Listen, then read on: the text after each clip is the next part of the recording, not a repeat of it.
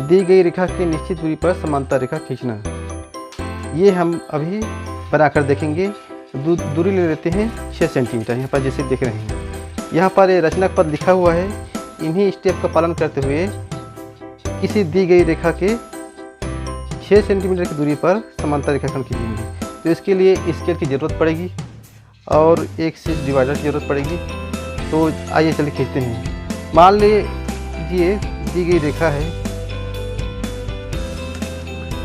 एक बनाता हूँ मैं।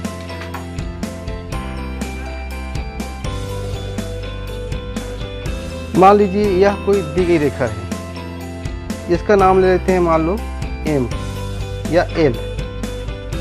पहला दिया गया है दी गई रेखा L में बिंदु P लीजिए। तो मान लीजिए यहाँ पर बिंदु P ले लेते हैं, ठीक है।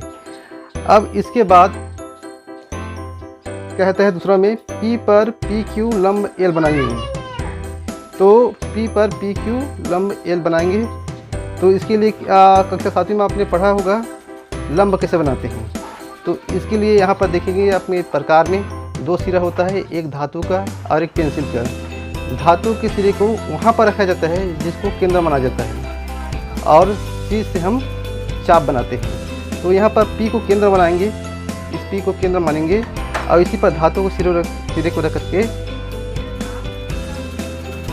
कोई भी त्रिज्या का चाप खींचेंगे।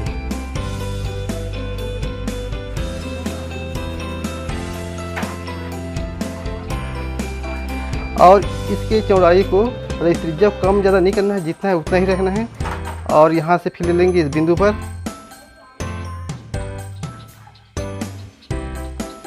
और चाप काट देंगे, और इस बिंदु पर लेंगे और चाप काट देंगे।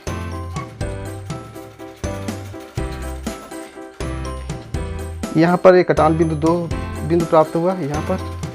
अब पुनः इस बिंदु को केंद्र मानेंगे और ये धातु वाले सिरे को यहाँ पर रखेंगे और एक कोई भी त्रिज्या का सुविधानुसार एक चाप खींचेंगे। ये देख रहे हैं आप कहाँ पर रखा हुआ, ये हो गया है। इसके बाद यहाँ पर दूसरा बिंदु पर रखते हैं और ये चाप काट दिए। एक कटान बिंदु को Q नाम देते हैं। अब बिंदु Q को P से मिलाएंगे, बिंदु मिला देते हैं इस प्रकार से।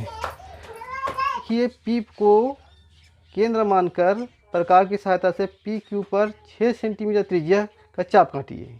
अब ये PQ पर हमको 6 सेंटीमीटर त्रिज्या के चाप काटना है। तो यहाँ पर हम 6 सेंटीमीटर ले लेते हैं, ये इसके रखा हुआ है यहाँ पर ये, और ये 6 सेंटीमीटर नाप लेते हैं। ये देख रहे होंगे आप, ऐसा दिखा देता हूँ, ये 6 सेंटीमीटर का त्रिज्या। इसके बाद P को केंद्र मानना है, ये P बिंदु को, और यहाँ से चाप काटेंगे PQ पर। ये कटान बिंदु प्राप्त हुआ, इसका नाम रखते हैं R। अब अगला स्टेप कहता है बिंदु R पर RS लंब PQ बनाइए। इस बिंदु पर फिर लंब खींचना है, जैसे P पर हमने लंब खींचा है वैसे R पर फिर इधर लंब खींचेंगे। तो चलिए इस पर भी, तो जैसे प्रक्रिया यहाँ पर अपना है वैसे यहाँ पर इसे मोड़ देते हैं, ऐसे कर देते हैं। और यहाँ पर फिर वैसे एक चाप खींचेंगे। याद रहे इस दौरान ये मुड़ना नहीं चाहिए, कम ज़्यादा नहीं होना चाहिए कि त्रिज्या जितना है उतना ही रहना चाहिए, इस बात का ख्याल रखना है। और जितना है उतना ही रखते हुए फिर इस धातु वाले सिरे को केंद्र को इस बिंदु पर रखेंगे यहाँ पर, और इस चाप काट देंगे। उसी प्रकार दूसरा बार इस बिंदु पर रखेंगे और चाप खींच देंगे। 2 कटान बिंदु प्राप्त हुआ है हमको यहाँ पर। अब फिर हमको इसका चौड़ाई को, इसका त्रिज्या को बढ़ाइए, अपने जो उपयुक्त लगे आपको उतना बढ़ाना है, और एक चाप खींचेंगे। फिर धातु वाले सिरे को दूसरे बिंदु पर रखेंगे, यहाँ पर कटान बिंदु पर ही रखना है। और ये यहाँ पर कटान बिंदु प्राप्त हो गया है, इसका नाम रख देते हैं S। जैसे कि यहाँ पर रचना पद में लिखे हैं आर एस कहे हैं। आर और एस को स्केल की सहायता से मिलाएंगे।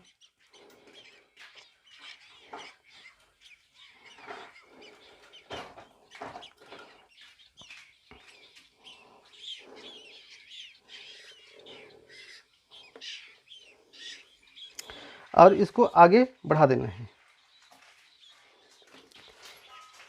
इस प्रकार से यह समांतर रेखा प्राप्त हो गया है। इसका नाम लिख देते हैं एम और इसकी दूरी है 6 सेंटीमीटर। तो इस प्रकार से रेखा एल है और रेखा एम है, दोनों आपस में समांतर होगी। ठीक है।